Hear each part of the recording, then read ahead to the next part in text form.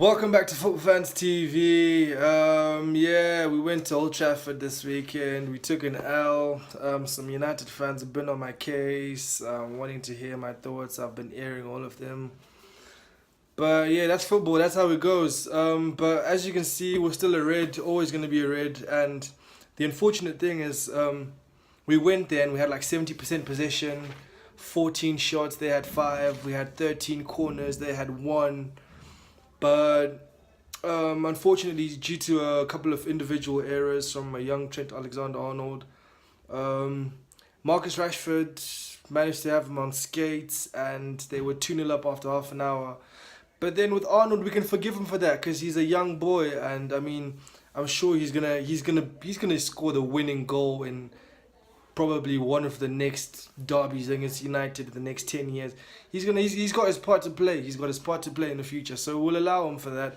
But besides that, it was disappointing to go there and leave without even a point, considering how well we played and considering that it for quite a while, for about 70 minutes of the game, it looked like we were playing at home.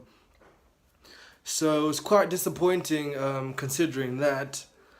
But I mean, there's still a lot of positives to take out of that game, and I'm sure Klopp and the rest of the management team are analysing the game, analysing where we went wrong. So hopefully, when we do get Man United in the Champions League and it's a two-leg tie, hopefully Klopp and the team will be able to outwit them this time. However, the race for the top 4 has become a completely different ball game, and it's now looking quite scary because Spurs went and won against Bournemouth, and now they're a point ahead of us. While Chelsea also won, and now they are 4 points behind us.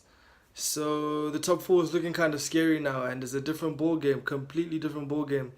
Anyone who slips up now, you can't even lose a game. And the interesting thing about the top 4 as well is that the next game that Chelsea and Spurs have is against each other.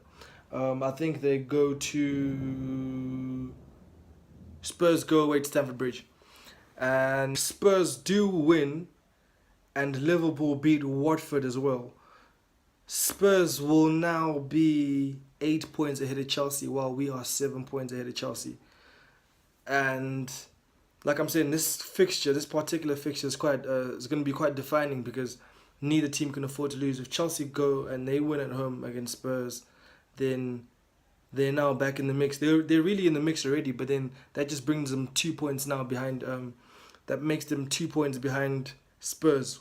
Hopefully, if Liverpool have won their game, then we'll go above Spurs, and it's all quite tricky. And I mean, it's just really tight up there in the top 4.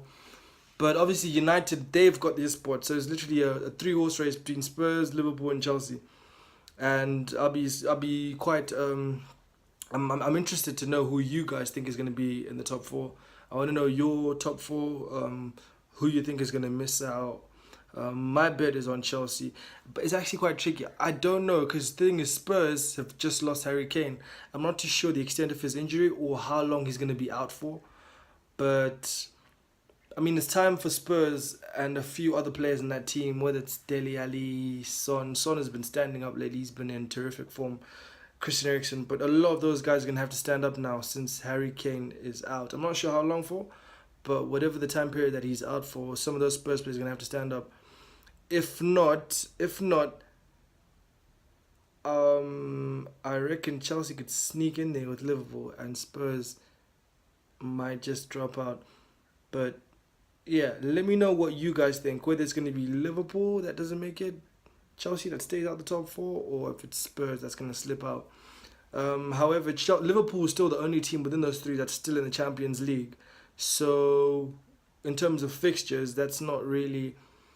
It's not the best thing for us. Yeah, of course, we're loving the fact that we're still in the Champions League.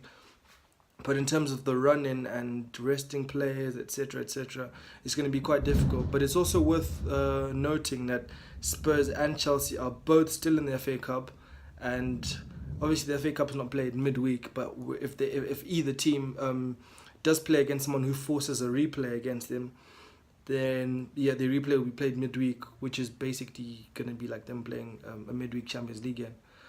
But yeah, let me know who you guys think is going to be in the top 4. Is heating up there as well as the bottom 4, as well as the bottom 3.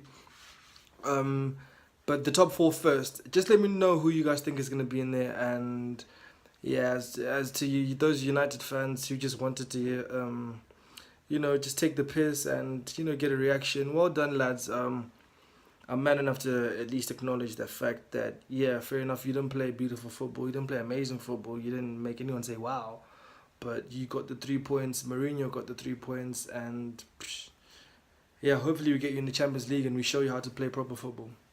Anyway, I hope you guys enjoyed it. Like, comment, share, subscribe if you haven't already, and don't forget to let me know your top four. And yeah, stay tuned. Thanks, guys.